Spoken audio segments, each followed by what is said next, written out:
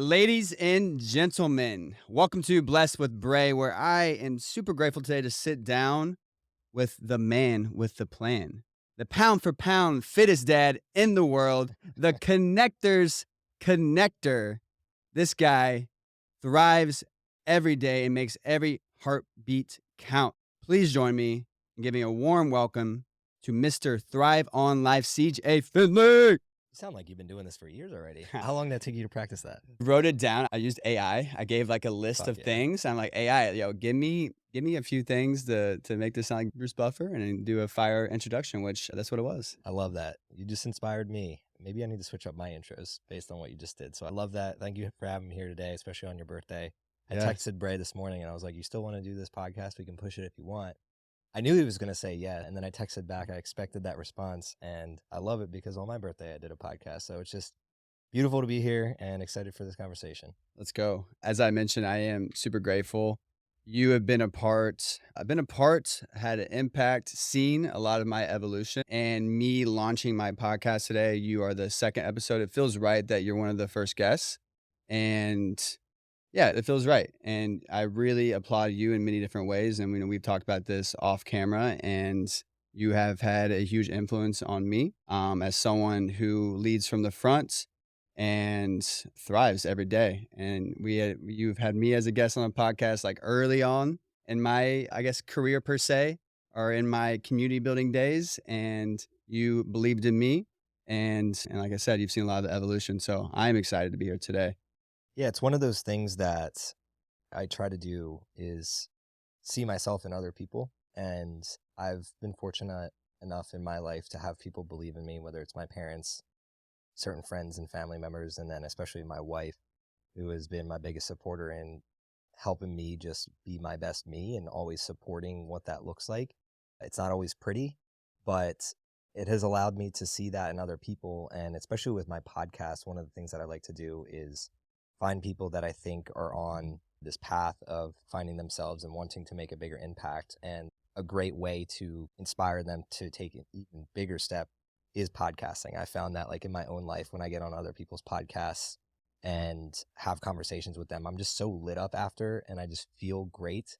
And when I walk out of that room or walk out of my computer, because some of them are virtual, it always just leaves me with better questions and some answers into where I'm going. And I hope that's what I've done for you over the years and other people around me, is just helped you ask better questions for your own life. And that's where I've watched you blossom into defining what it means to thrive for yourself. And that's the best thing that I feel like can happen for me and the people around me, is watching them carve their own path. Absolutely.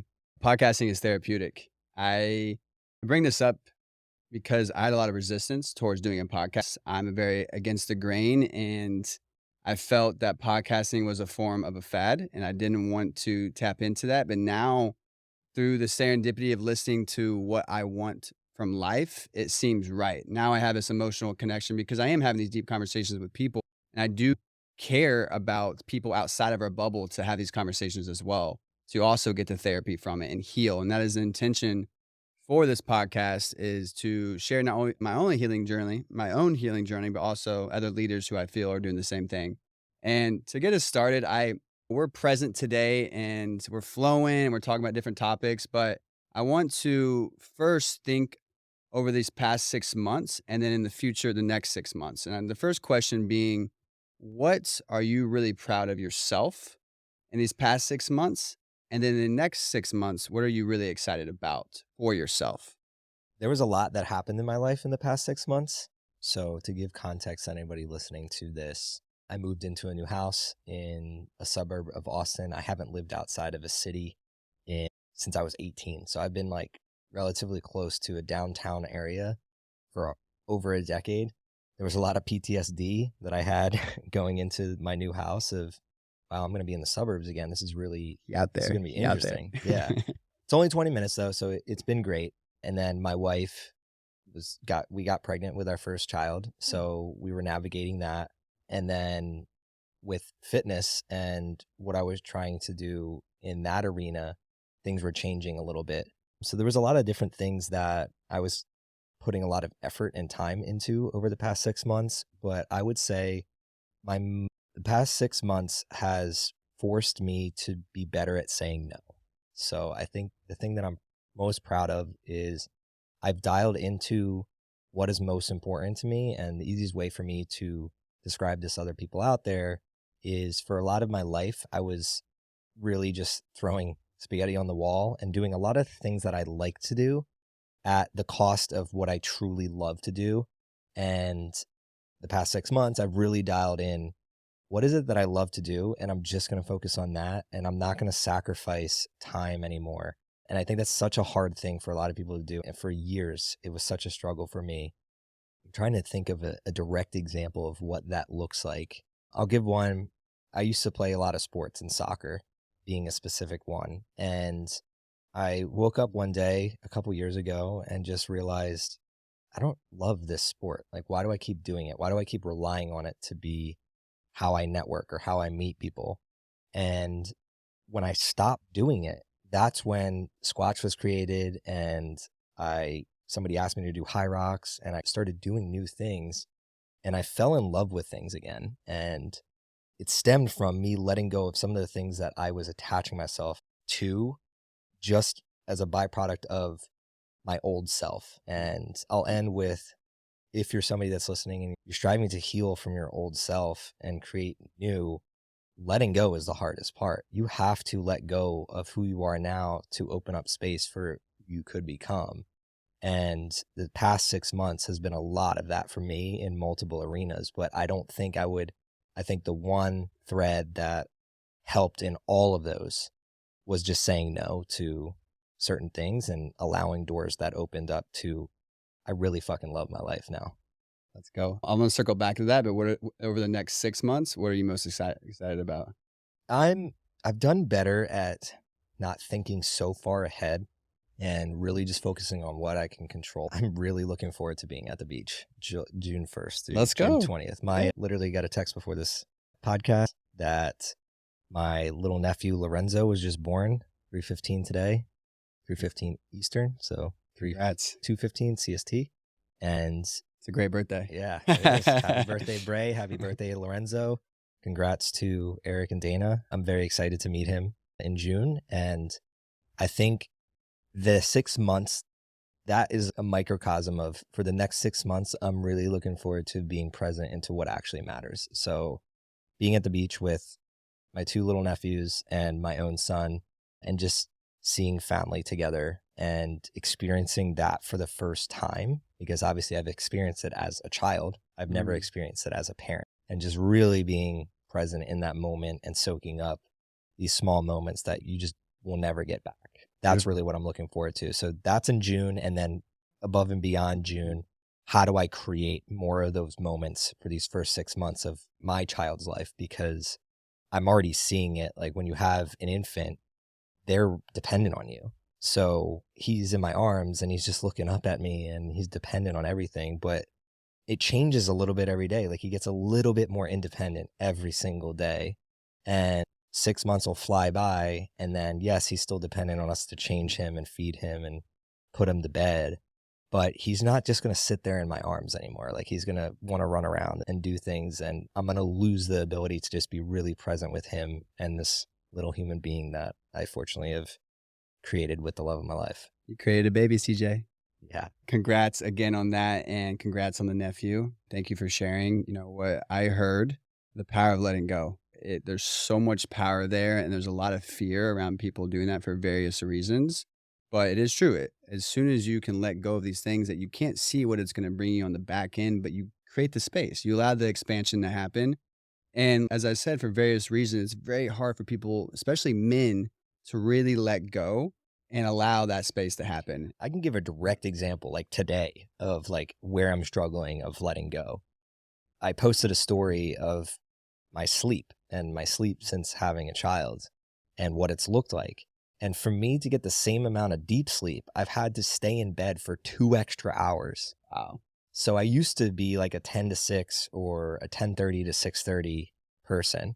And with Aiden now, I'm getting up 3 or 4 times a night to change him so that Erin can feed him. And to get the same amount of quality of sleep, I have to stay in bed another 2 hours to get the same effect and feeling of like deep sleep, which is 10 hours in bed. It's 10 to 8. Are you saying you're letting go of the deep I sleep? have Is to, that, is no, that I have to choose. Do I let go of the deep sleep, or do I let go of this thing in my brain that tells me, okay, 1 to 2 hours every morning times 5 is an extra 5 to 10 hours a week that I could be working or being productive, quote unquote. So I have to let go of that thing in society that tells us like, you know what, right now, actually the most productive thing for me for the next 3 months is to spend that time in bed with my wife and my child and focus on remaining healthy and remaining with quality sleep, because I can't get that back. I can't get the health back if that goes. Absolutely. I can always work in the future, and I can always dedicate more time during the day to just dial in and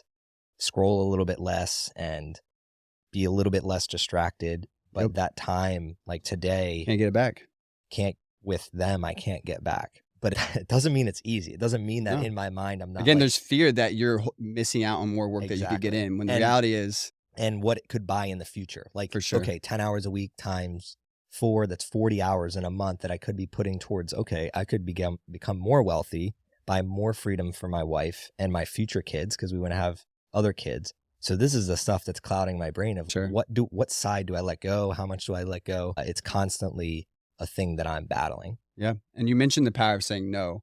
And I think that power, or that process, it's a habit, and it takes having more awareness over what serves you. A lot of people don't have that awareness first to even know what to say no to, because we're just on this feedback loop. We're on this loop in life, and not having the presence of mind of understanding what actually serves us. And that's what you said in the future. That's what you're really being intentional with, especially in these early, not that you're going to be less present in the later days with Aiden, but especially now, because you have a huge impact on him and being there to support him. And I think there's so much from our childhood through grade school, through high school, that we through college, sports, that we carry with us. And we just accept it as that's something that we are. We create these belief systems around it. And this is who we are. And some of those things do not serve us. And we're all about shattering those belief systems. But it is scary. And sometimes you don't have the awareness, or say the realization, that you even need to change. And that comes from an internal feeling of, oh, I feel heavy. I don't feel good. I don't feel happy. I don't feel this joy, I don't feel this fulfillment, this love, all these things that I should be feeling, because life is beautiful. Life is precious, but I have all these things weighing me down. So I'm curious with you, as we get into start talking about you as a father and being a new parent, and how you have not allowed previous belief systems hold you back from evolving, and maybe how your parents have had a role in that and your own relationship with that. And yeah, let's start there. Okay, I just want to be clear on the question, so I'm most valuable. So in regards to belief systems, how have you gone about not allowing your belief systems that were ingrained in me, in you at a young age? And how did your parents play a role in some of those belief systems that you created? And how have you since, let's start there. That's a great question. I think for me, it's going to be a little bit, I was naturally just born a like stubborn, do it my own way type of, my mom will attest to this. And my son is showing signs already in 15 days that, like, a good example is like, he doesn't like his arms swaddled. And for 3 days we tried to swaddle him and he wouldn't sleep. And we're like, what the fuck? Everyone says swaddle your infant. But as soon as we took his arms out, he was fine. So I'm like already seeing signs of this guy's going to do his things his own way. And we got to figure out what that way is within reason. So I was much the same way. It was like, I was very rambunctious, ambitious, loved life. And the problem I ran into with society was when I got into school and they wanted to put structure around me, it necessarily wasn't the best structure for me. And I don't hold anything against my parents. It was just the time. There was no internet. There's no way of thinking outside of the box. It was just like, there's no education either. You go to public school. That's it. Yeah. But I should have been in like a nature school. I should have been in a sports academy. Like, I shouldn't have gone the traditional path. That was not the path I should have went. And I always fought against it. And the great side of my parents is when the school they would get called in because I'd do something stupid, or the teacher was having trouble getting me to listen or whatever, they always backed me. My mom always was on my side of he's not the problem. This structure is the problem, but we don't really have any other like Solution. So they would send me them, just play enough by the rules that like you can get by. And then that was my experience with my mom through childhood. My dad was the provider, so he was more taking care of that side of the world, the bills, and like making sure that everything was steady and that we could play the sports and do all the things. My mom was more of the integral part of like making sure that I stayed out of trouble and things like that. But when I got to college, I built a better relationship with my dad because I had followed the path of him going to school for engineering, because again, you fall into the societal trap of what do I do for money? Like when you're 18, the question of like, what should you do for your life shouldn't even be a question. It should instead be go have fun and try 10 different things. And describing that fun isn't getting wasted. Show other ways of having fun. Like I thought fun was like getting drunk 3 nights, like Thursday, Friday, Saturday, and partying. Like I thought that was my fun. Rather, if someone had just introduced me to different modalities of fun, I might have had a different path. But that was just the general path, right? So I built a better relationship with him because I was so stressed about my grades and all these different things. And he was like, dude, like you're playing sports, you're in a fraternity, like your grades are decent. When I was in school, like I was doing worse and I didn't have any of that. So just to give you some perspective, and he was like teaching me perspective of nobody gives a fuck really about the grade. Your skills are what really matter. And he was teaching me. And that's where that helped me break out of that loop in society as well, where whoever you are, no matter where you've come up, you run into this comparison syndrome of, am I good enough compared to this next person? Because throughout school, we all were in grade. You get grades. Like, is the 90 better than the 89? No, it doesn't matter. Like, is the 89 better than the 69? There's no telltale sign that this is what's going to make your life better in the long run. That as an adult, but as a kid, you put so much pressure. It started training us at a young age. So my parents did a great job of helping me with that. So I broke out of that system very early on, where like I see a lot of, like I'm 32 now. So I see a lot of 30 to 35-year-olds questioning their lives. They've been in the corporate world for almost 10 years now. Like, man, I'm really itching to do something else. Versus at 23, I was pretty much, this is just not for me. I'm going to do something else. And a lot of that was my parent kind of opened my eyes up to the reality of the world, even though they didn't go down, like they're not entrepreneurial at all or whatever. They just always challenged me to find, like, you can do it type of mentality. They didn't agree with it. I'm going to say, did they always support that path? So support looks, it looks different for different people. Their support was, we're always going to be here for you. It wasn't like, oh my God, you can do this and we'll give you money and we'll help you. It was like, no, you're on your fucking own. You got to work hard just like you always have. But if shit hits the fan, we're here. So just having that is a huge advantage, like huge advantage. I knew that if I blew my life up, I could go sleep on my parents' couch. Go move in. Yeah, I can go move in for a little bit. I knew, like, my ego would never let me do that. I'd rather sleep in a car than do that. I'm too prideful, but I knew just having that fact to be able to do that. So that's an advantage that I've had, that I'm very blessed, that I'm very grateful for them, because they gave me that advantage of having that no matter what, like I have this fail safe. And I think to wrap your specific question, for anybody that's listening, the way that you break out of that conditioning is you have to surround yourself with other people who've already done it. And that's where technology really helped me get to the next level of life, because I was in the Northeast, I wasn't around people that were going the entrepreneurial path or podcasting or doing anything that I do today. But Instagram came out, it had been out, but it started to become this connective tool rather than I used to just post my beers. People would just post their, like, whatever they're doing for the day. It started to become more connective. And then as soon as that happened and I started connecting with other people doing cool stuff, that changed my life forever, because I was able to use the confidence that I'd built up of, no matter what happens, I'm going to be all right. And then I'm going to connect with people that are going to teach me new skills that are going to help me get into this new path of life. And that I just took that and ran with it. Love it. I think we both relate on so many different levels. Me at 18 and not watching the news and questioning everything, and realizing there was so much more to the world than what was being told to us versus our own ability to go create our own world and break out of the system. And you've wrapped up exactly where I was going with in terms of the conditioning and the needing to change your environment, not just the people are playing into that environment, but also an environment. Like I moved across the country, you moved across the country, you've been in different locations as well. And I think a lot of people have fear around that for so many different ways. But I had a cousin of mine one time said, I could never leave my mom. I could never move away from my mom. And that to me is more, seems like a cover up of what the actual fear may be of moving away versus the actual statement that she's saying.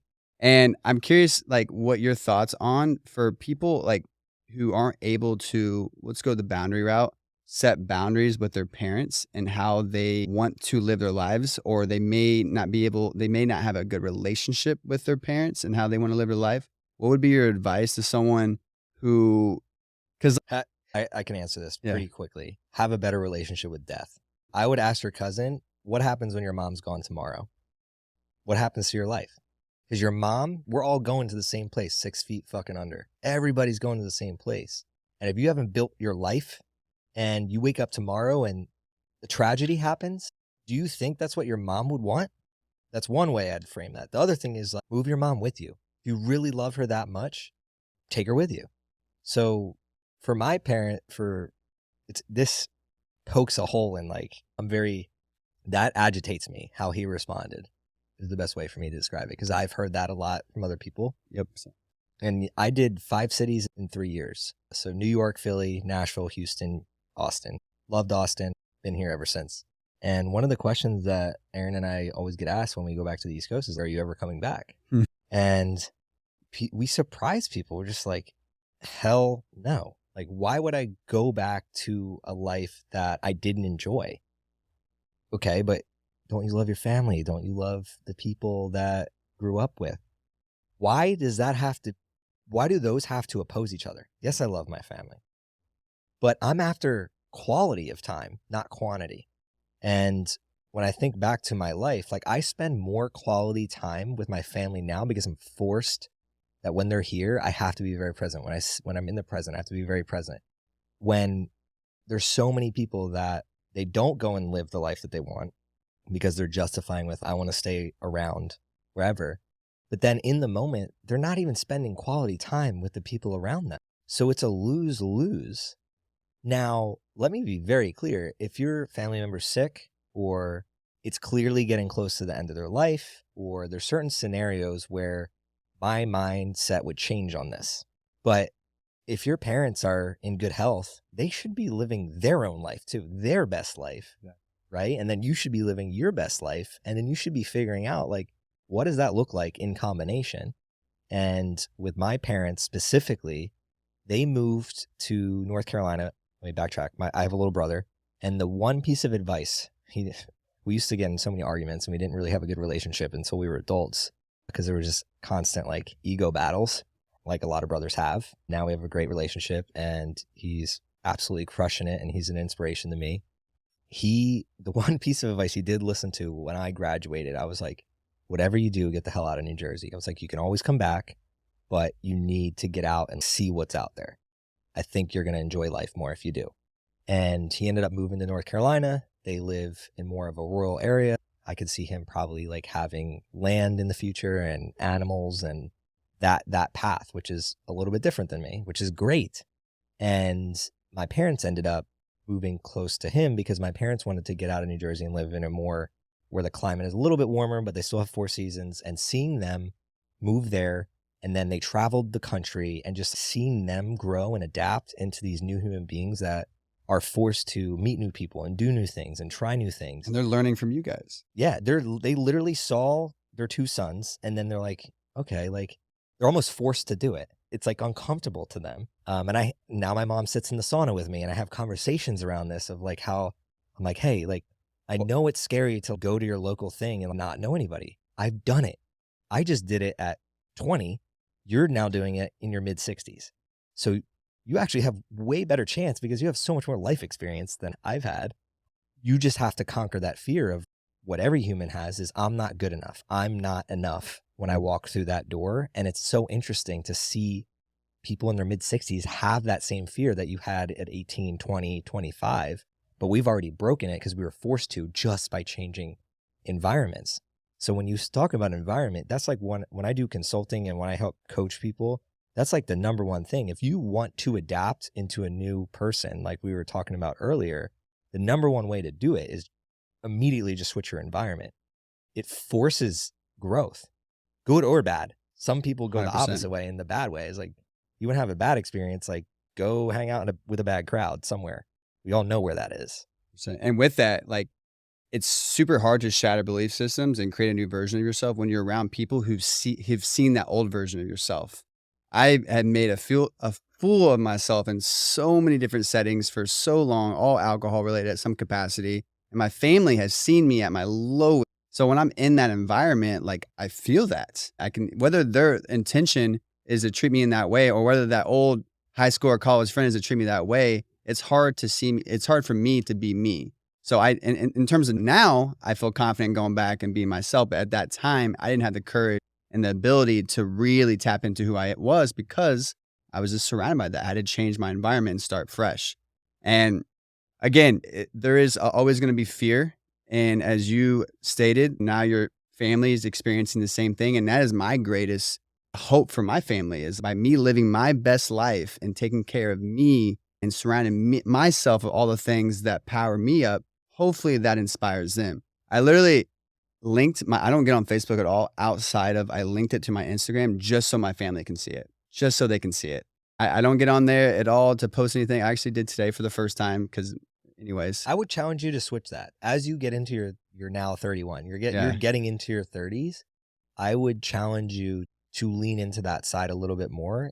I think it's a great place to tell stories and to inspire and motivate people, because you're really you and I, yes, we can change each other's lives, but the people that really need their lives changed are the people that have seen you at your lowest and see you now. For sure. So that's where I flipped my framework on Facebook, attached my stories on Instagram, and then I post on Facebook probably once or twice a week, because I started thinking, like, the people I'm going to have the most impact on, they know how shitty I was at certain times, and they see me now and they're like, what the fuck? If he can do that, I can do it. Super true. And out of like the woodwork, you'll connect with people that literally will send me, like, I got shout out Todd Weaver, a friend going way back. He used to wrestle at Burlington Township and is good friends with a lot of my friends at where I grew up. And he's been a huge supporter of mine by watching my content, and I'll see him at the different weddings we go to. And it's so motivating to me, because when he comes up to me and he like will tell me that he's been inspired, I'm like, dude, you inspire me. This is a group thing.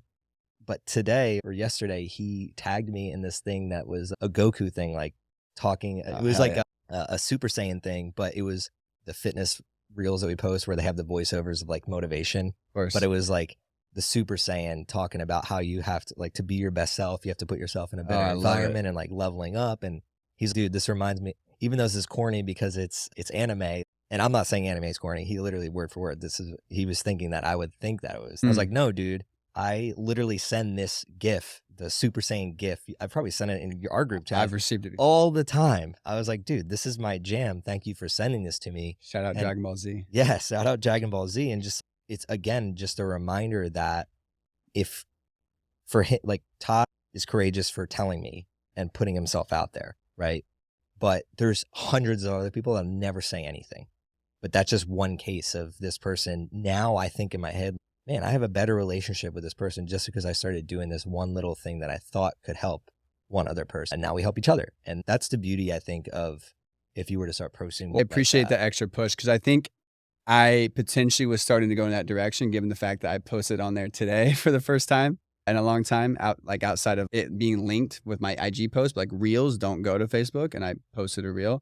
So I appreciate the extra push, and I agree. There's definitely a huger, or I guess a wider audience of people that knew me back then that are on that platform versus on Instagram, and my family especially. And again, you never know who's listening. That's why you should always be your best and make sure that you are showing up as your best. And I'd say Facebook is a great place to be vulnerable as well, is to show, like, today I posted a YouTube that I just did on like the 5 things that I learned after like the first 5 days of being a father. And at the end of it, I'm just like, if there's anyone out there that has tips or advice or wants to connect over this stuff, or you think that this video could help, reach out to me. So it's always with the context of I'm trying to connect with people that are willing to say, you know what, I don't know it all and I'm just trying to do my best. And that's the people that I want in my corner. And what ends up happening is if you keep doing that, like once a week or once a month, people start reaching out and then your life just gets better because you're just attracting what you're putting out. If you're going to be vulnerable, you're going to attract the people that are willing to be like, you know what, I don't know what the hell I'm doing. I'm trying to be better. Let's rising tides lift all ships. And Facebook is a great place to do that because there's so many people that just have watched you over time. But like you bring up a great point because like if you, like people in Austin, they don't even know, like I have to tell stories. Like before we got on here, I talked about like it's Cinco de Mayo right now and I was in Sigma Pi and we had Sigma de Mayo and I would be like a bartender like in our frat, like during Sigma de Mayo and just like ripping, like I would get so hammered. And that's so far from who I am now that people that know me can't even fathom that. But people back in the day, like For sure. that I'm still connected with, they know that. But then they see me as this ripped dad that is going after his goals and they connect with me over, holy shit, he's transformed his life. I can do this too.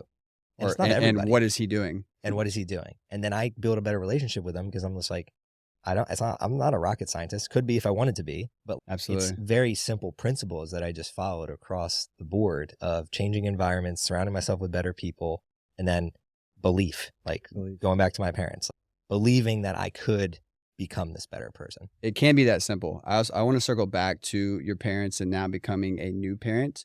How has their parenting styles influenced you as a parent now? And are there any specific parenting styles or that you've experienced that you are intentionally not doing in regards to your approach to being a father? Yeah, I want to give them grace. We're not parent shaming here today. It's just I love my parents. There is no rule book to it. And my mom was 20 and I love my mom. The way that you become a better parent is to see the flaws in them and then have discussions with them. 100%. I think a lot of people aren't willing. I'm willing. I've sat down with my parents and been like, here's how I felt at certain times and like how you fucked up, I believe. But then I'm also willing to hear, not even willing to hear, like I put myself in their place. There was no we just live in a different world. Yep. It's completely different. So I can't go back in time and say I would have made any decision differently than they made because I don't have context of what was going on in life. I didn't know if my dad was afraid he was going to lose his job. There's just so many things variables. As I get older, I start realizing, wow, life has so many variables. Did they love me? Yes. Did they do the best they could? Yes. Did they provide for me and my brother? Yes. Period. That's all that matters. Okay. Now, if I'm going to go a level deeper, what are some of the quirks that they had that I wish were a little bit different? And I'll pinpoint one in my mom and then one in my dad. The one in my mom is lack of confidence. I wish she had her own life outside of me and my brother.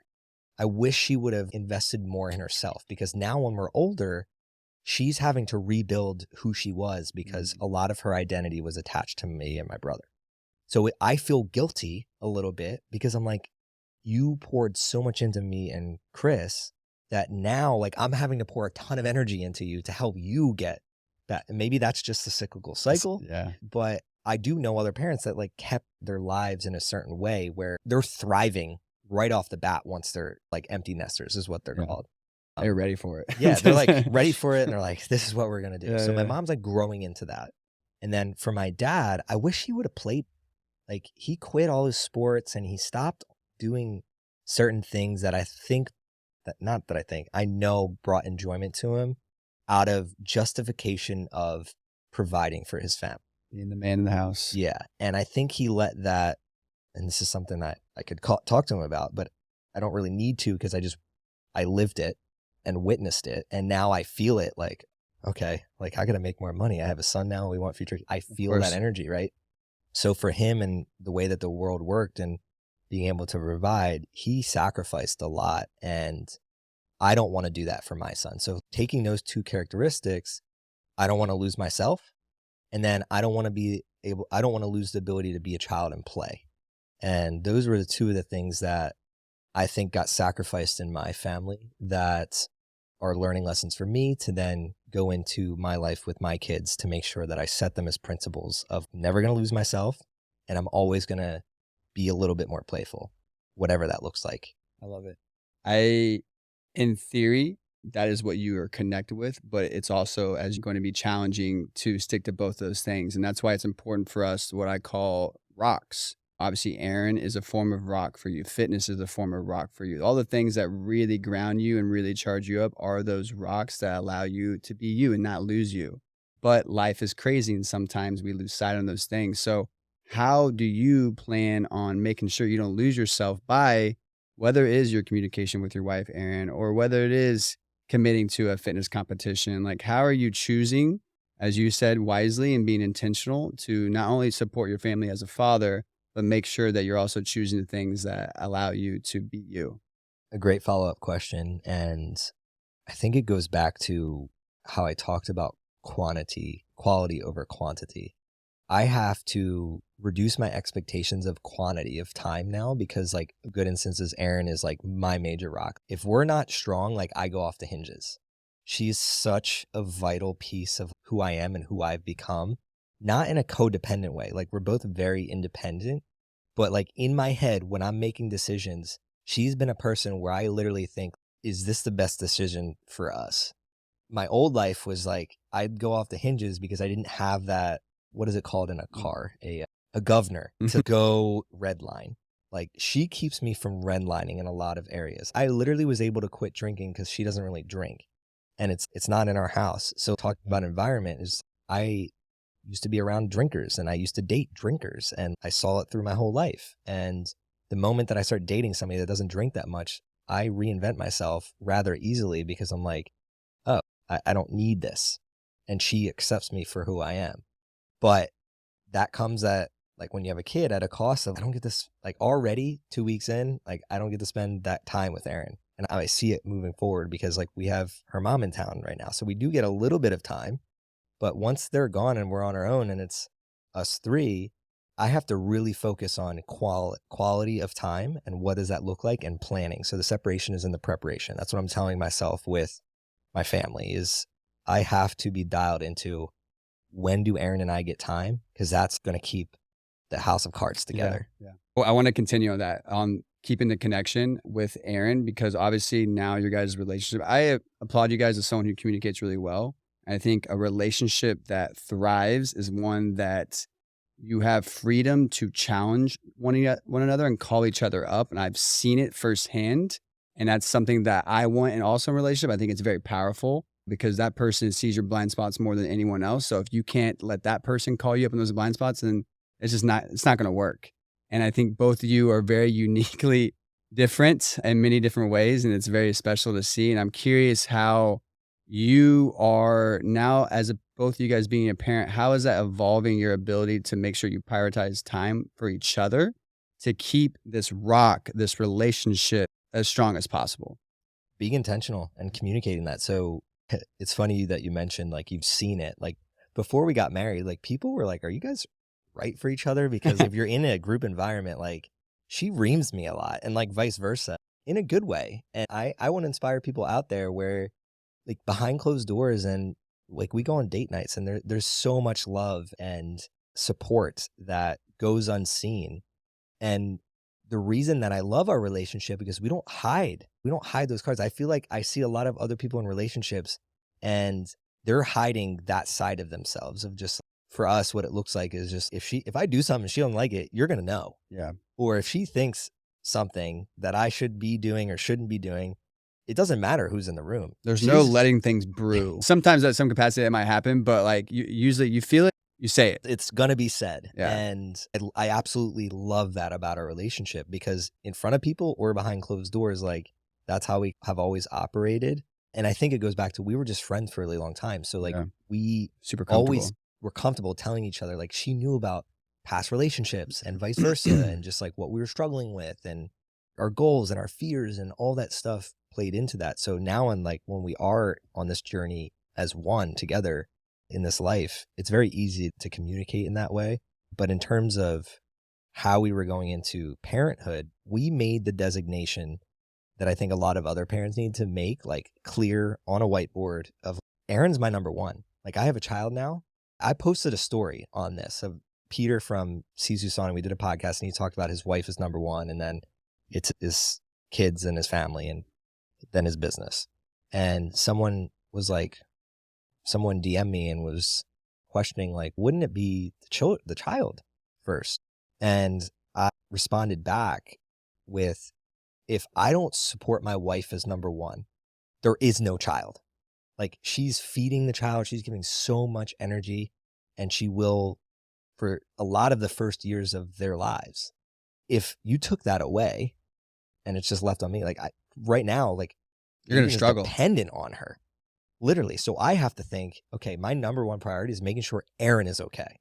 And even before we were in this time frame, we knew that. I knew it was like, at any given moment, we have to be solid because our kids will feel it if we're not. And you know this, like, I know this. We were children. If the house Energy felt reciprocates. off, it was off. And I want to reduce it's going to happen eventually, but I want to reduce that in our house. And I want things to be out in the open. And the way that we do that is, I've been very good at like date nights and things like that. We're just going to continue to do that and continue to invest. And I'm taking it as my responsibility. And I think this is where a lot of males struggle because they're in the provider role. They're thinking, I got to hunt. So it gets shuffled onto the board of, if the woman is taking care of the kid and you're hunting, nobody is like taking control of the relationship. And Erin and I have been I'm the one that kind of is like in control, the decision maker in the relationship of, okay, we need to go, let's go out to eat. Let's go do this. Let's go do that. And then that sets us up for success to communicate and have that time. Going into knowing the differences of us. And you know this, like, she's very introverted. If you're in a closed environment, she'll communicate and she'll be very animated and fun. But like from the exterior, it's like, I'm the extroverted one. I'm the one that is going to set that tone, I would say, of the relationship. So I take that and run with it, just like I do in business or in any other area of life. And I want to inspire other men to do the same thing. It's just, if you're in the time frame of having a child and your wife is putting a lot of energy into the child, like, it is your responsibility as the man to take hold of your relationship and maintain and thrive in that relationship. It is not hers, because she's thinking right now, I need to keep this child alive. And then even beyond that, she's going to be worrying about that child more than you're necessarily going to be worrying. Like, moms worry. So it's like, you got to be the one to say, you know what, this relationship being strong is on me, not on her, and take that. I want to highlight something before I ask my next question. I think a lot of people dream, myself included, of having that relationship with a significant other, that where you can have that high level of communication. I know a lot of people out there are lonely and don't have that. And in a place where suicide rates has continued to climb, and men specifically struggling to open up from a generational trauma of not being allowed to open up, or feeling that they're not allowed to open up, or not knowing how to communicate their feelings, and not knowing how to put their emotions on their sleeve and let things go. I just want to send a reminder to everyone out there: seek people in your life that truly can see you and support you, and create a container for you to be you and let that fullest version of yourself out. And if they don't like that fullest version of yourself, they ain't your people. And that could be starting. One first step could be a therapist, but it could be just having a very close friend group. And I want to add to that, though, because you brought up a great point earlier. It was like, iron sharpens iron. I think, like, I struggled the most mentally when I wasn't around people that I respected enough to give me positive criticism. So I couldn't take criticism. And I see that with a lot of men. It's just, if you criticize them, they break. I don't know why. I don't know what's in our water, what's happening, but Alpha energy. Yeah. I think the best thing that ever happened to me was changing environments, where I got to environments where I actually was like, okay, there's a lot of truth to what you're telling me. And you got to get to that point. So to the point of being yourself, yes, be your most authentic self. But the people that truly love you are going to tell you, like, okay, here's how it is. And you have to warm up to being okay with that. Receiving. And that's why I love our communities, because like all of our friends, like at any given day, we're always just, dude, you're fucking up here, you're doing this, or you should try this or whatever. And we banter back and forth, and almost like we're in a relationship, like I'm in with my wife. And that's how you get the most fruit out of life. You don't get fruit out of life by being around yes people. You got to stay open to receiving. My next question is one I'm super curious to hear your feedback on, and it's the role of a father. What do you feel is your role as a father for Aiden as he keeps continue to grow throughout this life? What is the impact? What is the role of the modern father? Because it obviously has evolved over the years and things that we've shed the light on your own father and how he was risen to protect the family. And you've already talked a lot about that stuff, but what do you like? What's the role and the impact that you want to have specifically with him? I think there's two things. I think the first word that comes to mind is curiosity. Seeing my dad growing up, he was always tinkering with stuff. And that piqued my curiosity. And I don't think enough people have given him credit over the years to be like, damn, a lot. Like, he can build shit. He can do a lot. And I never really respected it enough until like I buy my own home and I'm in my own relationships. And a story that reminds me of what he taught me in that area of curiosity is when we had that storm here in Austin and everything froze over and people were without water and food. And it was a long couple of days. And especially for me, where my house was flooding, my new house. And I was able to really reduce a lot of the damage because I was open and I literally bought a saw, opened up the wall, took the drywall out, took the foam out, and really started doing the work myself.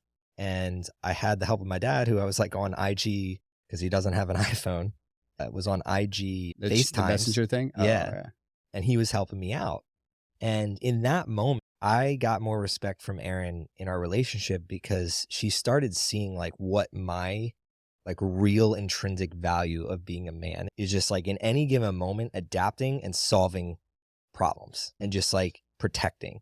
I hadn't really had an opportunity to really flex that muscle until we walk into this house and she sees it and it's flooding everywhere. And she's like starting to cry. And I look at her, I was like, you can't cry right now. Like, our house is flooding. We have to go into solution mode. So I'm like, you need to go get as many towels as possible. I'm going to call our realtor. I'm going to figure out where the water shutoff valve is. And we're just going to make this happen. So I go immediately into like protector solution mode and guide her into this is what we need to be doing. So she saw that side of me like turn on, that we've just lived a pretty great life. I hadn't had to turn that on.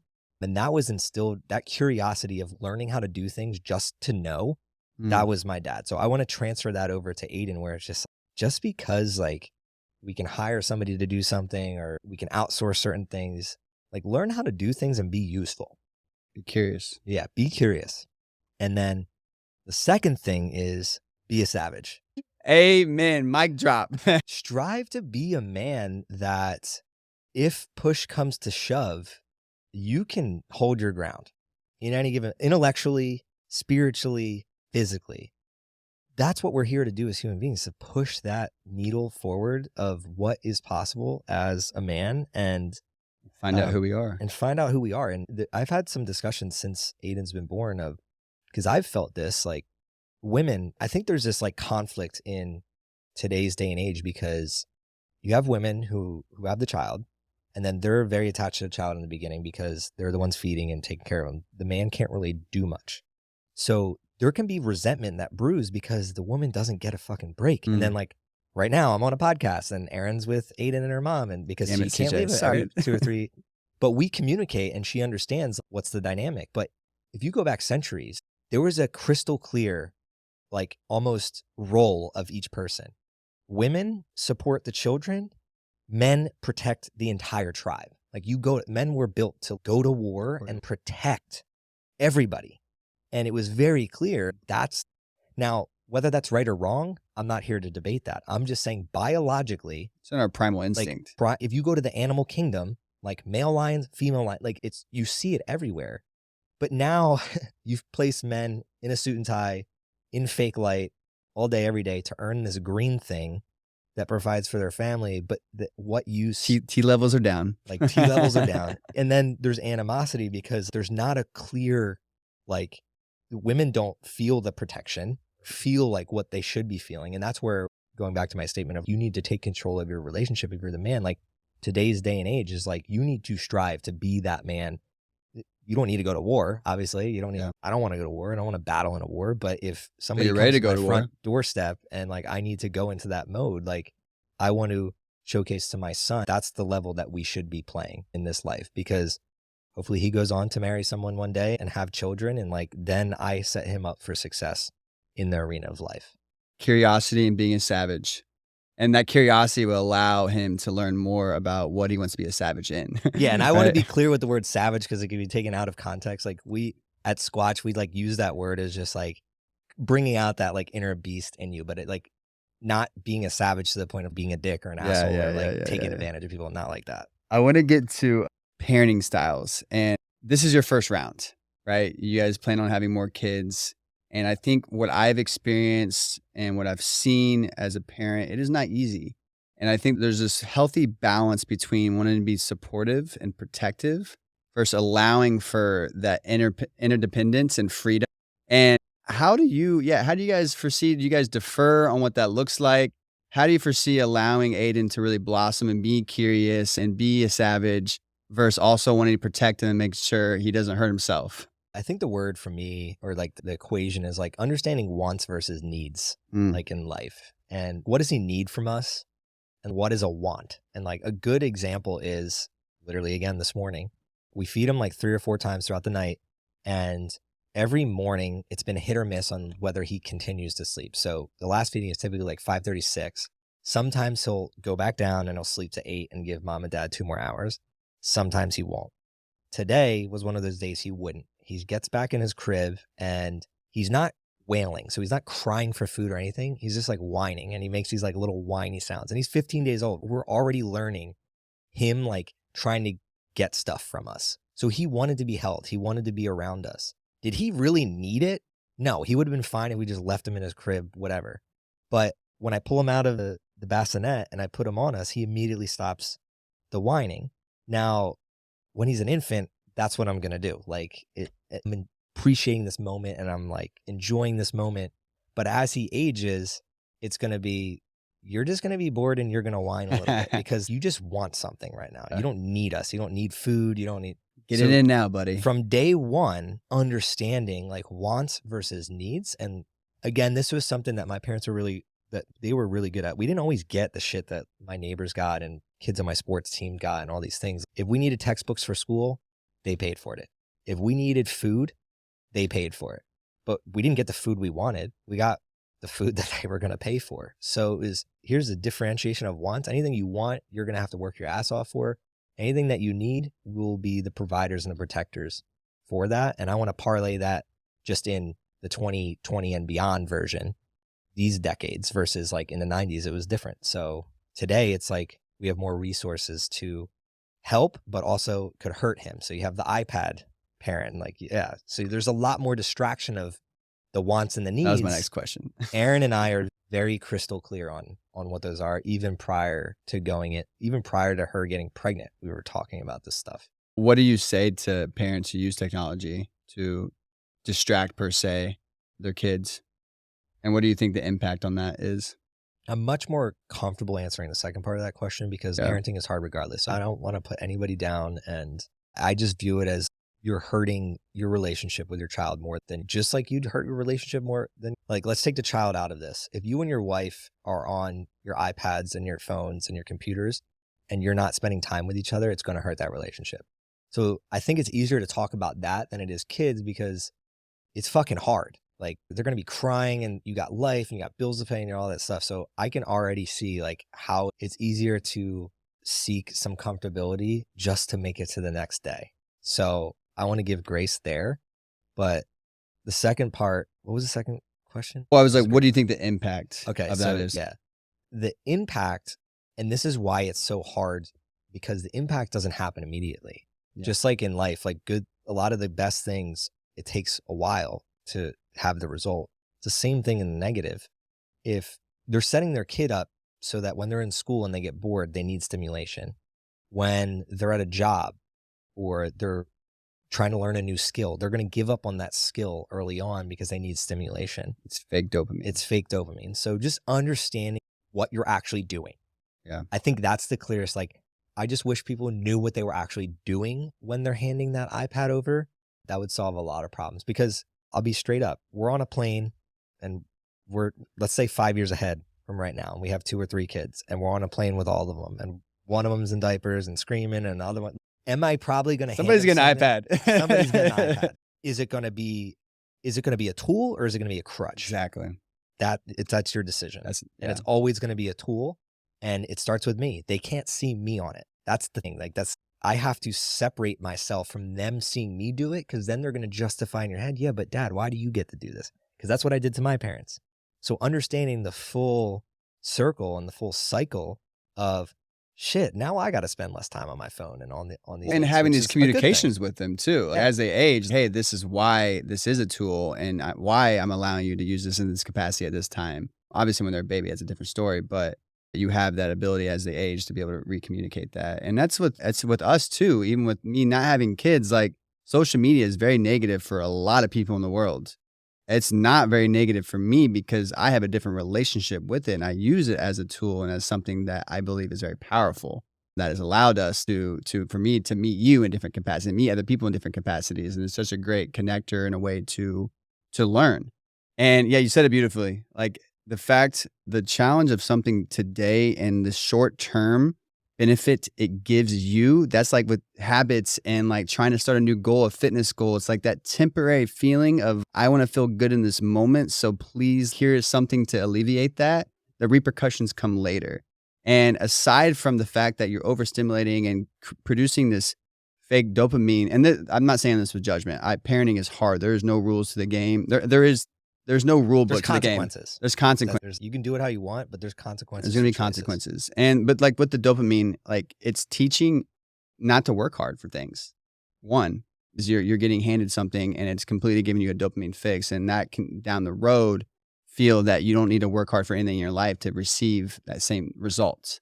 It also sets poor expectations, like the wrong expectations. So going back to the whole like plane story that I was telling, if my kid expects to have an iPad every time we go on a plane, I'm okay with that, because we're probably only going to go on a plane 2 or 3 times a year. Yeah. But if he's expecting to have the iPad every single morning, you're creating false expectations of the reality of what life is. And that's like dopamine on like at 6 a.m. every day. And that's not life. Life is every day you're waking up and it's going to feel a little bit different, and you have to learn how to navigate that. But it's also a healthy relationship, like your habit stacking capacity. It's like, hey, on the plane at this time, this is when we get to do these things. That's a positive reinforcement versus a negative reinforcement of the other end. What is your perspective on helicopter parents? And it plays into the last question I asked you, but I'm just curious. Parents want so much for their kids. Like, that love is real, but at what capacity is that love also holding them back from being that child, being who they can be? And with that, I'm curious, there's a lot of parents, especially in the sports world, and you've seen it, where they're forcing their kids to do something maybe they don't want to do to meet some unmet dreams of their own to some capacity. And I play that into the helicopter parent as well, of creating this life for your child based off what you think is good for them versus allowing them to find what's good for them. What is your thoughts on that? I only know what I've gone through. I can obviously assume and articulate. I think we're speaking to the parents here. Yeah, I can articulate what I've seen from other children that have had what I believe to be helicopter parents and have been some of my friends growing up. I fortunately had parents that, again, like I chose what I did and what I wanted to do, the sports I wanted to play, and like they were supportive. I was always my own individual in that, right? And I grew up that way, and that allowed me to become who I am. So I know that side of the world and the advantage that gives. And then I saw other parents like be the helicopter parents that you're talking about, and it created a lot of stress on the child. And I think specifically when we got to college, some of those kids rebelled, and they like went a whole 180. So I think it's acknowledging that they're doing that because it's out of love. Like they are so obsessed with their kids, they love them. But I don't think that's out of my wheelhouse and Erin's wheelhouse, because we are obsessed with our individual selves. And I want to teach my kid to be obsessed with the individual self, going back to the wants and the needs. So our family is really going to be living it with the principle, each one teach one. Like, you are your own human. I'm not going to be here forever. Yeah. and just brilliant, going back to being comfortable with death. I'm not going to be here forever. So attacking life as if I'm striving to build human beings that could thrive whenever that day is for all of us. Yep. Coming. I love it because I love you saying that. I think there's a lot of lost my train of thought for a second. Completely lost my train of thought. We're gonna go. We're gonna go to rapid fire questions, and then we'll have one final question. So all these answers are gonna be 15 to 20 seconds. Sweet. And I start with the funny ones first. First question: do babies know they are cute, or is it just a human construct? They know they're cute. Do parents have the ability to predict their child's future profession based on their early childhood behaviors? The OCD parents do. What words have you chosen to say the most to your son, Aiden, in your baby voice? I love this question. I think the two ones are I love you and I got you. Is that your baby voice, bro? No, I don't have it. I'm just like, I love you. I got you. I got you, bro. What's the worst parenting advice you ever received? You can't. If you could only give one piece of advice to new parents, what would it be? Maintain your individuality. Should parents limit screen time for their children? 100%. What's your go-to method for calming a fussy baby? Hand them to Erin. That was a joke, but yeah, really just understanding that at different sections of life, like right now, he cries when he needs to be changed or he wants food. So it's like being aware, I'd say, is being aware of what their needs are and their wants are, going back to what we were saying, and then solving that. Love it. What's one thing you wish you had known before becoming a parent? Good one. How to, like, the fun one is how to swaddle. I didn't even know what that word was. One thing I wish I'd known before becoming a parent, I think it goes into how to be a little bit more gracious with myself and adapting to the chaos. Love it. What's the most surprising thing you've learned about yourself since becoming a parent? Becoming a parent has made me cry a lot more. I'm not a crier. Oh. That has made me like almost every other day. Love it. Which is very interesting. I love that for you. What's the most exciting thing you look forward to teaching Aiden? How to take his mom on a date. That's beautiful. I've thought about that for a very long time. Wow, that's so beautiful. I just remembered what I was going to say earlier. The individuality. I think in the context of healing, there is this cycle of parent to child, the parent teaching the child how to live. And as we've expressed, we're in a new era, and individuality is a lot more powerful because of various reasons of access to I would say access to knowledge is the big one. And our parents didn't have that. And as much, I should say.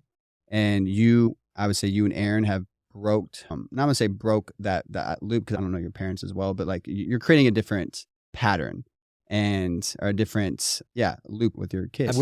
I was listening to it's Ed Milet or Andy Frisella. I can't remember which one, but I was listening to one of the motivational short clips, and they were talking about there's a once in a generation person that comes through a lineage that just breaks the chain. That was like the reference that they're talking about. And I think about that quote almost like every day. And it's nothing to do with my parents or my brother or anyone else, but I'm just like, I want to teach him. Like, my goal is so that my kids do the same thing. Yep. So like, I want them to break whatever chains that I have or put on them or instill, because I can't see them. They'll feel them. And then we'll have conversations when I'm hopefully make it to the age of where my parents are now and say, okay, let's have some honest conversations. I love that. Break the chains. I would say most of us in our community are ones who broke the chains in our lineage. And I love the fact that you're trying to breed the same thing. All right. One last, I guess it'd be a statement for you. If you could talk to everyone in the world right now, you have an intercom, and based off just the context of this conversation, what would be the one takeaway you would want everyone to take with them? I think it goes into what the common theme throughout this is, okay, we live in a day and an age where most people have access to information and knowledge. So because everyone, for the most part, has information access and knowledge access, what really separates people is looking in the mirror and being truthful with themselves of what do they want out of life? Where do they want to be? Who do they want to be? Who do they want to be surrounded by? And anybody that really asks themselves that question usually gets better answers from life. The moment that I started asking, do I want to live in the East Coast? No. Okay, where do I want to live? I don't know. Let's try some places. Who do I want to hang out with? I don't know. I love to work out. So maybe let's start there. Let's hang around people that love to work out. I love being in the sun all day. Let's hang out with people that love being in the sun all day. My life immediately got better just by asking myself, and giving me the freedom to ask the questions and seek my own answers, my own truth, because the access is there. The access of, you can Google or go on ChatGPT or anything right now. And again, obviously there's people out there that don't have that access, that I want to strive to get them that access. But the majority of people, especially in America, have that access. The separation is really in just being willing to look yourself in the mirror and ask the right questions. And be curious, which was the same thing you want to train within Aiden, to have that Just curiosity. be curious. I can't tell you the answers, man. That's what I'm going to tell him. This is your life. I'm just here living my life too. Yeah. Like 100%. I have a head start on you because I've been here for longer, but you got to be curious and figure it out. Which in return develops that intuition within yourself, but starts with you asking the right questions. So thank you, sir.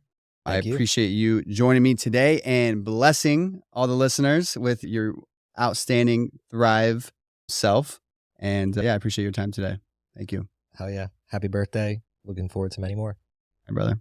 God bless. Boom. Boom. Fuck yeah. You did great. I was like, awesome. It's great. It's fine. More than fine. I mean, I've done a million of these, so when I enjoy it, like, I'm very blunt. Like, I was stimulated the whole time. I didn't lose my podcast route, drift off. A couple times I run one.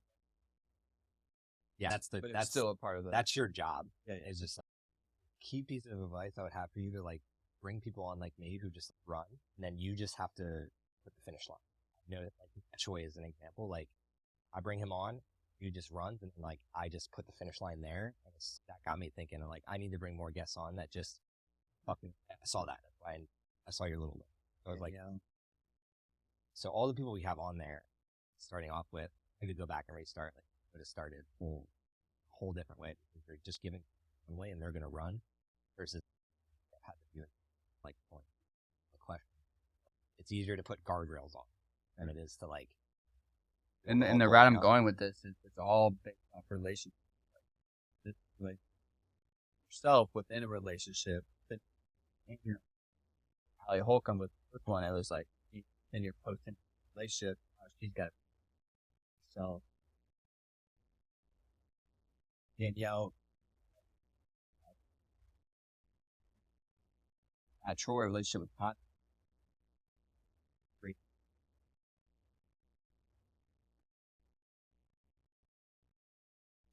He's so high in alcohol, like all of them. Oh yeah, man. That